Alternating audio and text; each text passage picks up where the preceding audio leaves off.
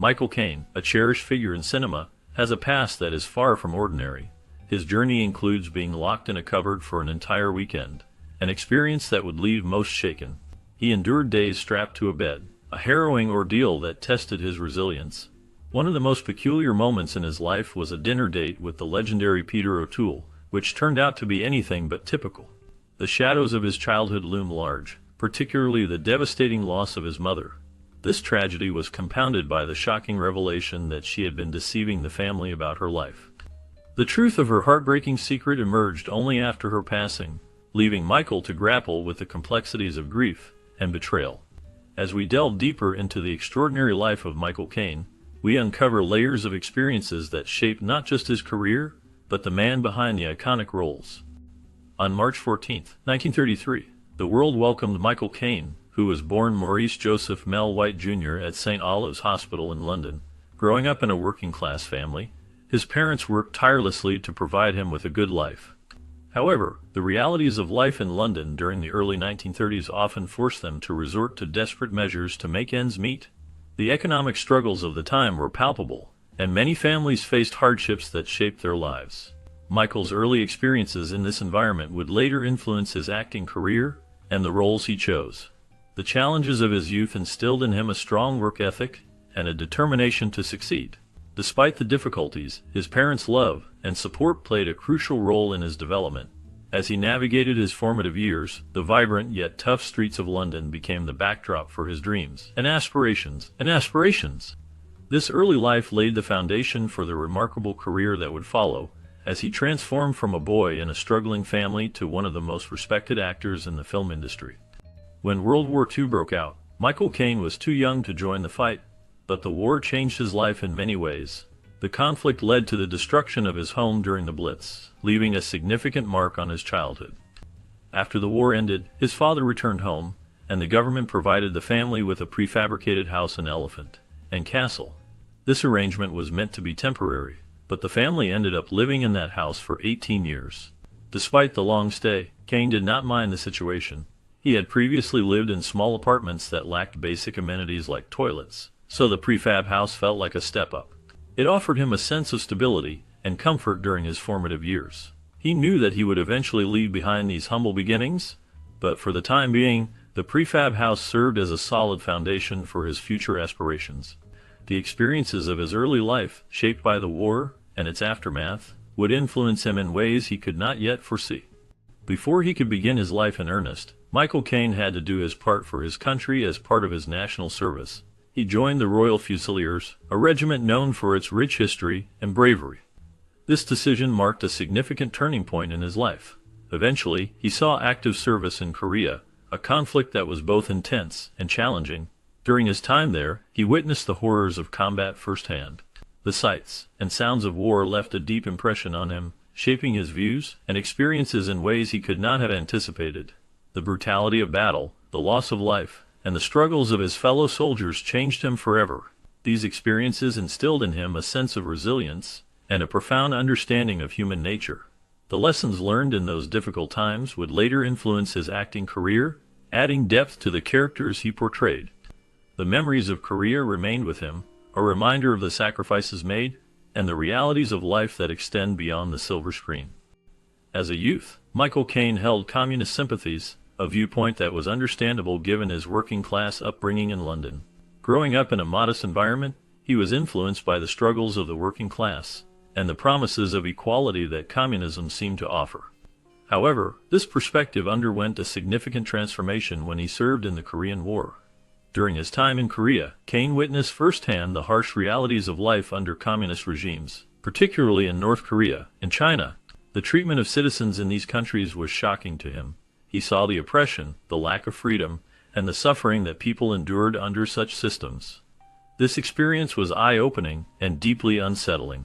The ideals he once sympathized with quickly faded as he confronted the stark contrast between theory and reality. By the time he left Korea, any lingering sympathies he had for communism had completely dried up, replaced by a profound understanding of the value of personal freedom and the importance of democratic principles. Returning to England after his experiences in combat, Michael Caine was a changed man. The horrors he witnessed during the war left deep marks on his psyche, However, he was unaware that an even greater challenge awaited him back home. Caine and the other men from his platoon arrived in England, but soon after, they began to feel unwell. What started as minor discomfort quickly escalated into a serious health crisis. One by one, the men fell ill, struggling with symptoms that left them weak and frightened. Caine was among those affected, and the situation grew dire as they discovered they had contracted cerebral malaria. This disease, known for its severe impact on the brain, ravaged their bodies and minds. The once vibrant soldiers found themselves fighting for their lives, battling not only the physical toll of the illness, but also the emotional scars from their time in combat.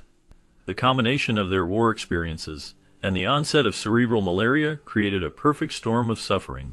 Each day became a struggle as they faced the reality of their condition, grappling with the fear of what the future held. As they fought against the disease, the bond formed during their time in the military became even more crucial. They leaned on each other for support, sharing their fears and hopes. The journey back to health was long and arduous, filled with moments of despair and glimmers of hope. Caine's resilience shone through as he navigated this new battle, determined to overcome the challenges that lay ahead. The experience would shape him in ways he could not yet understand, marking a significant chapter in his life. If Caine and his fellow servicemen expected hospitable treatment from their home country, they were in for a rude awakening. Caine found himself in the care of an American named Colonel Solomons, a man who clearly had never heard the phrase first, "do no harm." At that time, knowledge about cerebral malaria was limited, and many medical professionals were still learning how to treat it effectively.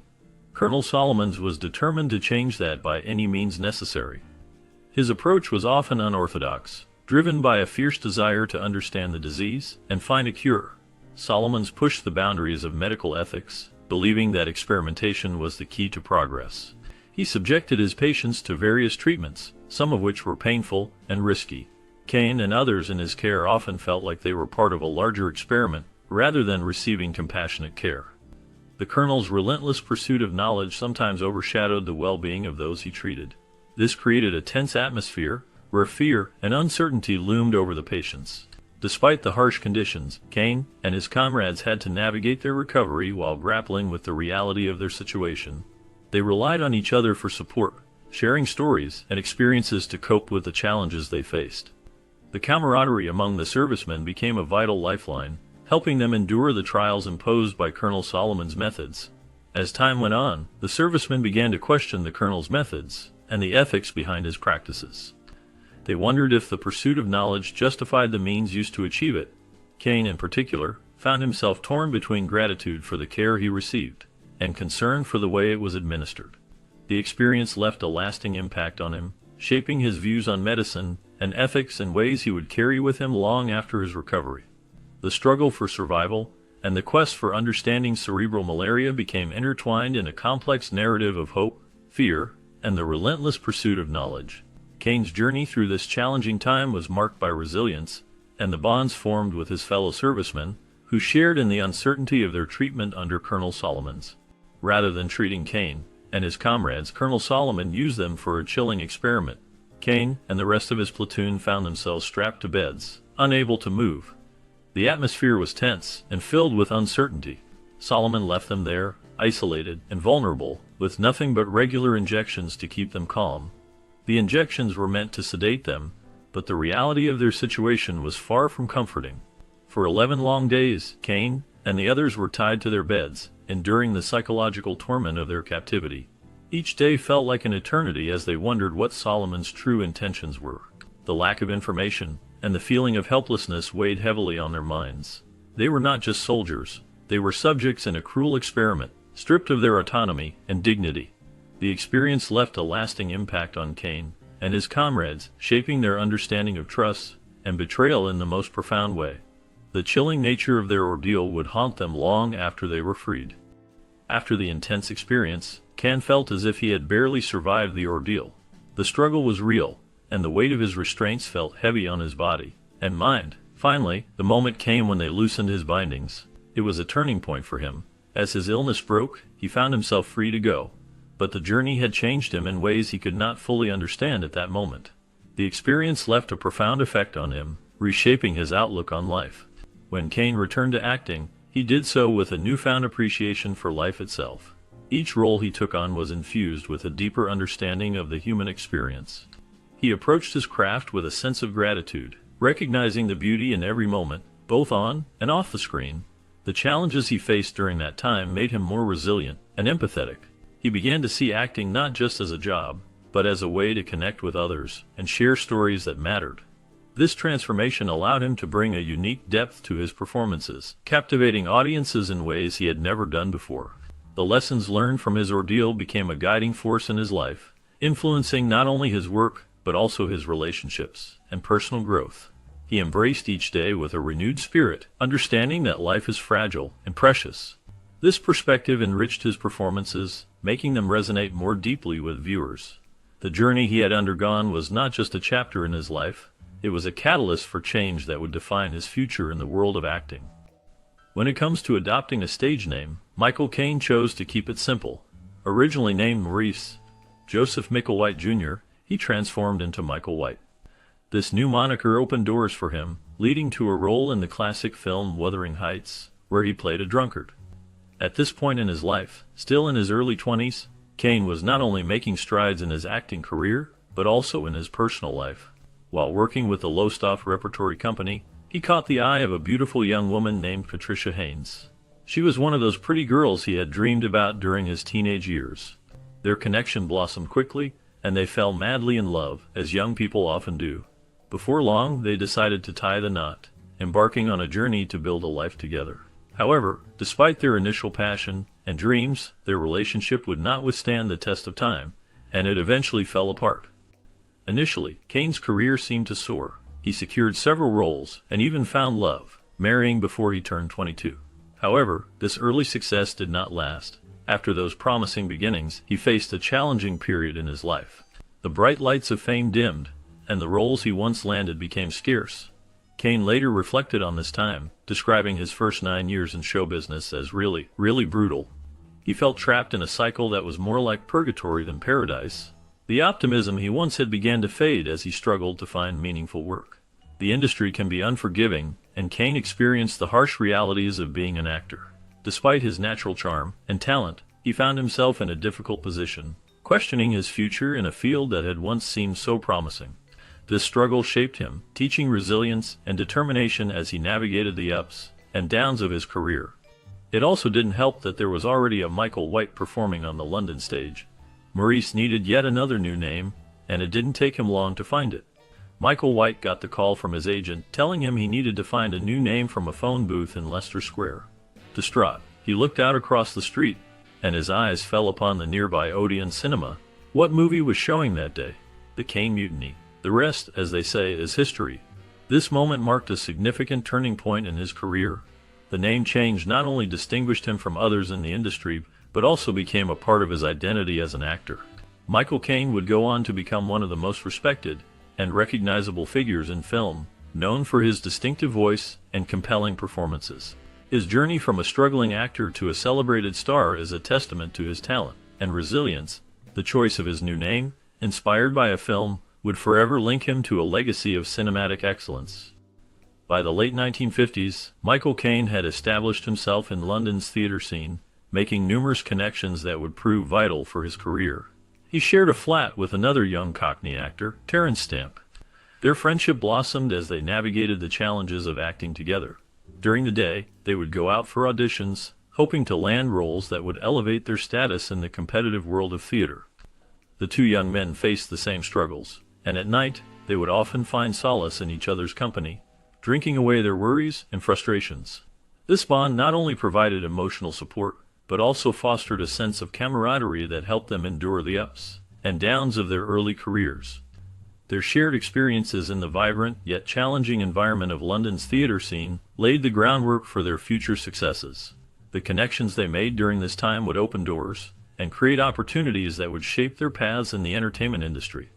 The late 1950s were a formative period for Caine, filled with both challenges and the promise of what was to come. Pretty soon, they came across another young actor who was a little more established than they were. His name was Peter O'Toole, and he had a reputation that preceded him. Michael Caine found himself drawn into O'Toole's world, which was filled with excitement and a fair share of chaos. In 1959, Caine became O'Toole's understudy in a play called The Long and the Short and the Tall. This role was a valuable experience for Caine, as he learned a great deal about acting and the theater from O'Toole. The two actors developed a close bond during this time, sharing stories and experiences that would shape their careers. However, Caine quickly realized that he was in for more than just acting lessons. O'Toole had a wild side, and he made drinking feel like an Olympic sport. Caine, who was no slouch himself, found it challenging to keep up with O'Toole's antics. The nights were filled with laughter, drinks, and the kind of mischief that only young actors could get into.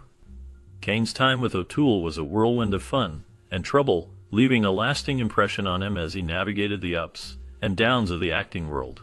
The experience not only strengthened their friendship, but also taught Caine valuable lessons about the balance between work and play in the life of an actor. One Saturday night after a performance, Michael Caine received an invitation from Peter O'Toole to join him for dinner. Caine had never experienced a gathering quite like this before. O'Toole preferred to keep things simple, serving just a plate of fries and a bottle of brandy. As they sat down to enjoy their meal, Caine felt relaxed and at ease with his new friend. However, the evening took an unexpected turn. The next thing Caine knew, he was waking up in a strange apartment, fully clothed. Confused, he glanced over and saw O'Toole in bed beside him. A quick look at the clock revealed it was 5:00 p.m., and they had slept away the entire day. For a moment, panic set in as he worried about missing a performance. Then he remembered that there were no shows on Sundays. Yet, there was one problem that lingered in his mind, leaving him uncertain about the events of the previous night and what it meant for their friendship. Soon after Caine woke up from his freeze-in spirit stupor, a strange young woman walked into the room and informed them that it was, in fact, Monday. 2 full days had passed since they'd sat down to dinner, and they had a performance starting across town in a matter of hours. The pair frantically cleaned up, their hearts racing as they rushed to the Royal Court Theatre, barely making it in time. The atmosphere was electric, filled with the anticipation of the audience waiting for the show to begin. It was a moment of chaos turned into excitement, and the adrenaline pushed them forward. That night, O'Toole left Caine with some sage wisdom, reminding him of the importance of seizing the moment and embracing the unpredictability of life. Finally, Michael Caine was giving real performances in great movies, showcasing his talent and dedication to his craft. However, between those two films, he kind of did appear in one of the worst movies ever, a stark contrast to the brilliance he was beginning to achieve. The journey of an actor is often filled with ups and downs, and Caine was no exception, navigating through the challenges with resilience and grace. Caine was no stranger to the drink, having navigated the ups and downs of life in the spotlight. However, during the filming of Up in Smoke, he found himself in a situation that was a whole new ballgame. The atmosphere was charged, and the demands of the role pushed him to his limits. On the other hand, his co-star, O'Toole, took it all in stride like a hardened soldier. O'Toole had been through the ringer and knew how to handle the pressures of the industry. He offered Caine one crucial piece of advice that stuck with him: never ask what you did the night before. It was better not to know, and perhaps O'Toole was right about that one. The nights blurred together, filled with laughter, camaraderie, and the occasional misstep. Caine learned that sometimes ignorance is bliss, especially in the whirlwind of show business. The experience taught him valuable lessons about moderation and the importance of knowing one's limits. As the days went on, he reflected on the wild times and the wisdom shared by his seasoned colleague. Michael Caine isn't some romantic tortured artist who constantly got in his own way. Though he and his friends drank all the time, Caine always knew when to hang it up, at least when Peter O'Toole wasn't around. He had lived through World War II, seen service, and survived being strapped to a bed for nearly 2 weeks. He wasn't about to throw his life away over a good time. Remember how Caine had a wife? Well, in case you couldn't tell from the stories about Benders, or the fact that she hasn't been mentioned much, the marriage didn't exactly end in happily ever after. The two separated a few years after they wed, and then divorced in their early 60s.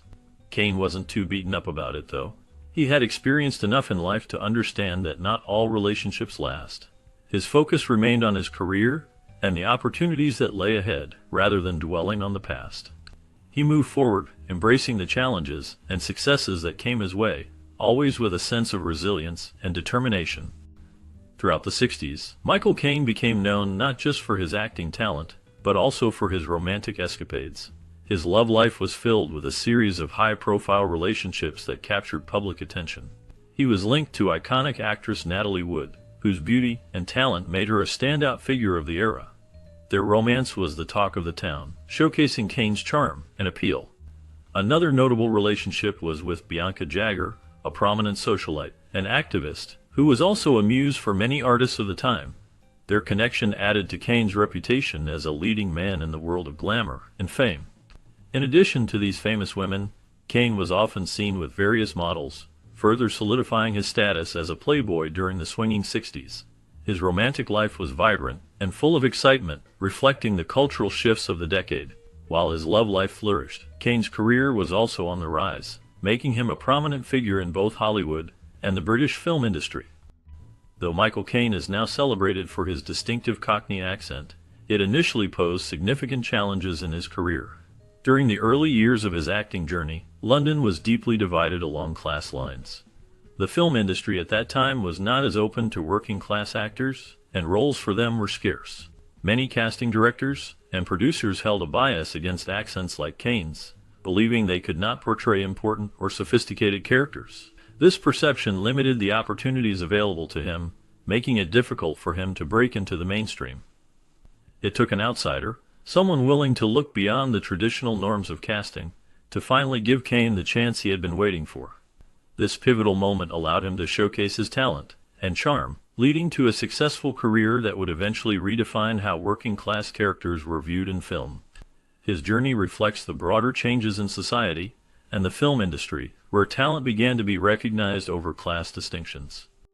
Once Michael Caine landed his role in the 1964 film Zulu, his career suddenly started to take off. This film was a significant turning point for him. Caine played the part of an upper-class officer, a role that seemed far removed from his working-class roots. He had doubts about getting the job, feeling that his background might hold him back. However, fortune smiled upon him. The American director, Cy Enfield, had a different perspective. He believed that all British actors sounded alike, which worked in Caine's favor. This casting decision opened doors for him in the film industry. Zulu showcased his talent and charisma, allowing audiences to see him in a new light. The film's success helped establish Caine as a prominent actor in British cinema. His performance resonated with viewers, and he quickly became a recognizable face in the industry. This breakthrough role marked the beginning of a long and successful career, leading to many more iconic performances in the years to come. The experience of filming Zulu in South Africa would once again change Michael Caine's life forever. However, it wasn't all fun and games. The film was shot during a time when South Africa was under the harsh rule of apartheid, a system that enforced racial segregation and discrimination. Caine found himself in a complex environment where much of the crew were local South Africans. This reality was stark and often unsettling. As he worked on set, Caine witnessed the struggles and tensions that came with living in a divided society. The atmosphere was charged, and the impact of apartheid was evident in the daily lives of those around him. The local crew brought their own stories and experiences, which deeply affected Caine. He saw the resilience of the people, but also the pain and hardship they endured. This experience shook him to the core, making him reflect on the broader implications of his work as an actor. It was a moment of awakening, where he realized the power of film to tell stories that matter. The contrast between the beauty of the South African landscape and the harsh realities of life under apartheid left a lasting impression on him. Caine's time in South Africa not only shaped his views on social justice, but also influenced his future roles and choices in the film industry. Almost instantly, Michael Caine was horrified to learn how the black crew members were treated by their white supervisors during his time in South Africa. He personally witnessed a shocking incident where a foreman punched a black laborer in the face over a minor issue. This act of violence left a deep impression on him, highlighting the brutal reality of apartheid. Thankfully, producer Stanley Baker also witnessed the incident and took immediate action by firing the foreman on the spot. However, Caine realized that there was only so much they could do in that environment. The systemic issues of apartheid were deeply rooted, and the film industry was not immune to its effects. Caine made a strong personal decision to never make a movie in South Africa as long as apartheid existed. He felt it was essential to stand against such injustice and remain committed to that principle throughout his career. His experiences in South Africa shaped his views on equality and human rights, reinforcing his belief in the importance of treating all individuals with respect and dignity. Michael Caine had to work hard to make a living as an actor for a decade. Despite his success, he never received any formal acting training. He often said that his lessons came from observing people around him, particularly on the television and on buses. This unique approach allowed him to understand body language and the nuances of human behavior. When he was cast as the upper-class officer in the film Zulu, he took inspiration from real-life figures to shape his performance. Specifically, he studied Prince Philip's body language closely, mimicking it to perfection. This attention to detail helped him portray the character authentically. Caine's ability to learn from his surroundings and adapt his acting style contributed significantly to his success in the film industry. His journey shows that talent can come from various sources, and sometimes the best lessons are found in everyday life. When the executives at Paramount first saw the initial shots of Zulu, they were not pleased. They quickly sent a telegram to the set expressing their concerns about Michael Caine's performance as Lieutenant Bromhead. They felt that Caine, in his portrayal, seemed unsure of what to do with his hands. This feedback was surprising, especially considering that these executives had not seen Caine's earlier work, including his role as Prince Philip. The telegram indicated a lack of understanding of Caine's talent and potential. Had the director taken the executives' advice seriously, it could have changed the course of Caine's career. Fortunately, the director chose to ignore the executives' concerns, allowing Caine to continue with his performance without a contract. This decision proved to be crucial, as it allowed Caine to showcase his abilities and ultimately solidify his place in the film industry. The outcome of this situation highlights the importance of creative freedom in filmmaking and the potential pitfalls of executive interference in artistic decisions. Caine's performance in Zulu put him on the map, showcasing his talent and versatility as an actor. In this film, he played a British officer, which required him to adopt a more refined manner of speaking. If you watch those early performances, you might notice something a little odd about him. While he proved he could convincingly portray an aristocrat in Zulu, his subsequent roles often followed a similar pattern. This was largely because he was cast as upper-class gentleman, which meant he used the standard received pronunciation that most actors of the time employed. This choice of accent was a departure from his iconic Cockney accent, which he later became famous for. The contrast between his early roles and his later work highlights his range as an actor. As he moved on in his career, he embraced his Cockney roots, which resonated with audiences and became a defining characteristic of his performances. This evolution in his acting style reflects the journey of a talented performer who navigated the complexities of the film industry. During the 1960s, the cultural landscape of Britain was changing rapidly.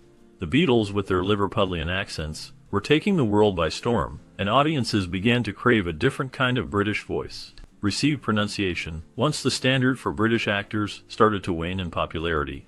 People wanted accents that had more character, more personality, and that reflected the diverse backgrounds of the British populace. This shift in preference opened the door for actors like Michael Caine, whose distinctive Cockney accent became a defining feature of his performances. Caine's voice, rich with the sounds of London, resonated with audiences who were eager for authenticity. His accent was not just a way of speaking. It was a part of his identity and his charm. It brought a sense of realism to his roles, making him relatable to the everyday person. As he starred in films throughout the 60s and beyond, his Cockney accent became synonymous with his on-screen persona. Caine's ability to convey emotion and depth through his unique voice helped to redefine what it meant to be a British actor during a time when the industry was evolving. The appeal of Michael Caine's accent was not just about the sound. It was about the character it represented. It symbolized a break from the traditional norms of British cinema, allowing for a more varied and colorful representation of British life. As audiences embraced this change, Caine stood out as a leading figure, proving that a strong accent could be a powerful asset in storytelling. His success paved the way for future generations of actors who would also bring their own regional accents to the forefront, enriching the tapestry of British film and television. Just 2 years after Zulu, Michael Caine landed the role that made him a movie star in 1966's Alfie. In this film, his Cockney accent was on full display, adding charm and authenticity to his character. The story follows Alfie Elkins, a lovable yet self-centered playboy navigating life and love in London. Caine's performance was captivating, and audiences in America quickly embraced his character's carefree attitude and witty one-liners. The film was a runaway success, resonating with viewers who found both humor and depth in Alfie's escapades. Caine's portrayal of the character was so compelling that it earned him an Academy Award nomination, marking a significant milestone in his career. The film not only showcased Caine's acting talent, but also helped to redefine the image of the British leading man in Hollywood. His ability to blend charm with a hint of vulnerability made Alfie a memorable character, solidifying Caine's status as a major star in the film industry. 3 years later, Michael Caine found himself in a pivotal moment in his career while filming The Italian Job. The iconic line, "You're only supposed to blow the bloody doors off," became a defining moment for him. This line not only showcased his talent, but also marked the moment he truly became a movie star. However, the path to stardom was not without its challenges. Despite his newfound fame, Caine faced a series of bad decisions in the years that followed. He took on roles that did not resonate with audiences or critics, leading to a mixed reception of his work. These choices could have derailed his career, but Caine's resilience and determination helped him navigate through the ups and downs of Hollywood. He learned from his mistakes and gradually began to select roles that aligned more closely with his strengths as an actor. This journey of self-discovery and growth ultimately paved the way for him to become a legendary figure in the film industry, proving that even the most celebrated stars can face struggles before achieving greatness. During the 1970s, Michael Caine was not yet the celebrated figure he is today. While he had notable films like Alfie and The Italian Job, these were not considered highbrow or prestigious works. Many audiences at the time viewed him as a charming actor in light comedies and capers rather than a serious contender for greatness in the film industry. Critics often dismissed his performances as lacking depth, focusing instead on the more dramatic and artistic films that were gaining acclaim. Caine's style was seen as too accessible, appealing to mainstream audiences, but not to the critics who favored more serious cinema. Despite this, Caine's talent was undeniable. He brought a unique charisma and authenticity to his roles, which resonated with viewers. Over the years, as he took on more diverse and challenging characters, perceptions began to shift. His ability to adapt and grow as an actor allowed him to eventually earn respect and recognition. Today, he stands as one of the greatest screen actors in history, a testament to his resilience and dedication to his craft. Throughout the 1970s, Michael Caine maintained a steady presence in the film industry, averaging 2 movies a year. However, many of these films were not well received, often described as atrocious. While there may be a few dedicated fans of some of his lesser-known works, such as Beyond the Poseidon Adventure, they seem to be few and far between. Caine's film The Swarm and others from this period left much to be desired, showcasing a range of projects that did not always highlight his talents. Despite the mixed quality of his films, it is important to consider the context of his life during this time. Caine was not entirely focused on his career, as he had fallen in love again, which likely influenced his choices and roles. This personal distraction may have contributed to the unevenness of his filmography during the decade. Nevertheless, Caine's charm and charisma continued to shine through, even in films that did not achieve critical acclaim. Before Tinder, there was the magic of television. In the early 70s, dating was a different game, especially for a movie star like Michael Caine. One day, he saw a stunning woman in a commercial for Maxwell House Coffee. Her beauty captivated him, and he felt an instant desire to meet her. Luckily, a friend of Caine's knew her, and he learned that her name was Shakira Bash. This moment marked the beginning of a significant chapter in Caine's life. He pursued her with determination, believing he had found the love of his life. However, while Caine experienced love at first sight, the same could not be said for Shakira. Their relationship had its ups and downs, but over time, they grew closer. Caine's charm and persistence eventually won her over, and she became a central figure in his life. To this day, Shakira remains the love of his life, a testament to the power of connection that can spark from a simple television commercial. When a strange man calls you and says he saw you on TV and has to meet you, it is usually wise to hang up the phone. However, Michael Caine is not just any man. He called Shakira, and despite her initial rebuff, he persisted. Day after day, he rang her up, showing a determination that is rare. For 10 straight days, he called her, each time hoping to change her mind. Finally, after all that persistence, Shakira agreed to meet him. This story highlights the power of determination, and the lengths one might go to when they truly want something. It also raises an interesting question for anyone considering a similar approach. If not, you might want to think twice before trying to replicate his method. His charm and persistence paid off in this case, but not everyone has the same luck or charisma. The lesson here is clear persistence can sometimes lead to success, but it also requires a certain kind of appeal that not everyone possesses. In 1973, Michael Caine married Shakira, marking a significant turning point in his life. This union brought about a change in his lifestyle, particularly regarding his drinking habits. Caine had a history of enjoying pints and going out on weekend benders with his friend Peter, a lifestyle that had not been healthy for his previous marriage. Recognizing the importance of making this new relationship work, Caine was determined to embrace a more responsible way of living. Shakira played a crucial role in this transformation, encouraging him to cut back on his drinking. As a result, Caine adopted a more moderate approach, choosing to enjoy only a bit of wine with dinner. This change not only reflected his commitment to Shakira, but also highlighted his desire to maintain a healthy and lasting marriage. To this day, he remains dedicated to this lifestyle choice, demonstrating the impact of love and partnership on personal growth and well-being. During the 1970s, Michael Caine was on the fast track to becoming one of the biggest stars in Hollywood. His talent and charm made him a sought-after actor, and he appeared in numerous films that showcased his range. However, as the 1980s approached, Caine began to take a more selective approach to his career. He started to choose roles that resonated with him personally and professionally. This shift in focus paid off when he won his first Academy Award for his performance as Elliot in Woody Allen's Hannah and Her Sisters. This role not only highlighted his acting skills, but also marked a significant moment in his career. Following this success, Caine teamed up with the comedic genius Steve Martin in the film Dirty Rotten Scoundrels. Their chemistry delighted audiences and showcased Caine's ability to blend drama with comedy. For his performance in this film, he received a Golden Globe nomination, further solidifying his status as a versatile and respected actor. Now that's more like it. Michael Caine's mother played a crucial role in shaping the man he became.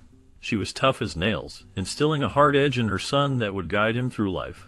Her lessons were not just about resilience, they also included the importance of holding grudges. While Michael is generally known for his affable nature, he carries a deep-seated memory of those who have wronged him. He has stated that there are 3 people in his life who crossed him, and he has not forgotten or forgiven them. This ability to freeze people out of his life is a testament to the influence his mother had on him. She taught him to be strong and to remember those who hurt him. Michael's reflections on these experiences reveal a complex character, one who balances kindness with a fierce loyalty to his own principles. He has even invited others to guess the identities of those 3 individuals, showing that while he may have moved on, the lessons from his mother remain deeply ingrained in his psyche. When Ellen Frances Marie passed in 1989, Michael Caine found himself engulfed in a deep sense of loss. The weeks following her death were filled with sorrow, as he struggled to cope with the absence of his mother. However, this grief soon morphed into a profound sense of betrayal. As he navigated through the emotional turmoil, Caine uncovered a heartbreaking secret that had been hidden from him and the rest of the family. It became clear that his mother had been lying to everyone, including her husband and children. This revelation shattered the image he had of her and left him feeling confused and hurt. The realization that the woman who had nurtured him and shaped his life had kept such significant truths from him was a heavy burden to bear. The complexity of his feelings, grief intertwined with betrayal, created a tumultuous emotional landscape that he had to confront. The impact of this discovery would linger in his heart, reshaping his understanding of family and trust. Michael Caine had always known about his younger brother Stanley, but he was unaware of the existence of an older half-brother named David. David was born to their mother, Ellen, before she met Caine's father. The circumstances surrounding David's life were tragic. He was diagnosed with severe epilepsy at a time when medical treatments were limited and often ineffective. Faced with this heartbreaking reality, Ellen made a devastating choice. She placed David in a mental institution where he would spend his entire life. This decision was shrouded in secrecy. Ellen never spoke of David to anyone, not even her own family. Years later, when Caine discovered this shocking truth, he felt compelled to meet his long-lost brother. He visited David in the institution, doing his best to make him comfortable and to connect with him after all those years. Sadly, their time together was short-lived, as David passed away just 18 months after their reunion. In his autobiography, Caine reflected on their relationship, noting that there was nothing their mother would not do for her children. Yet, he also acknowledged the painful reality that there was one boy she had not been able to care for in the way she had wished. This revelation added a layer of complexity to Caine's understanding of family and the sacrifices made in silence. As we reflect on his remarkable life, we are reminded that true strength lies not only in success, but also in our capacity to confront the past with courage and understanding. Michael Caine has continued through the 2000s, and to this day, playing iconic character after iconic character. His ability to adapt and thrive in an ever-changing film industry showcases his resilience and talent. Caine's performances have spanned various genres, from drama to comedy, and he has brought depth to each role he has taken on. His work in films like the Dark Knight trilogy and The Cider House Rules has further cemented his status as a screen legend. With each new project, he not only entertains but also inspires audiences, reminding us of the power of storytelling. His legacy is not just in the characters he has portrayed, but also in the way he has navigated his career with grace and humility. Michael Caine's journey is a testament to the enduring impact of a true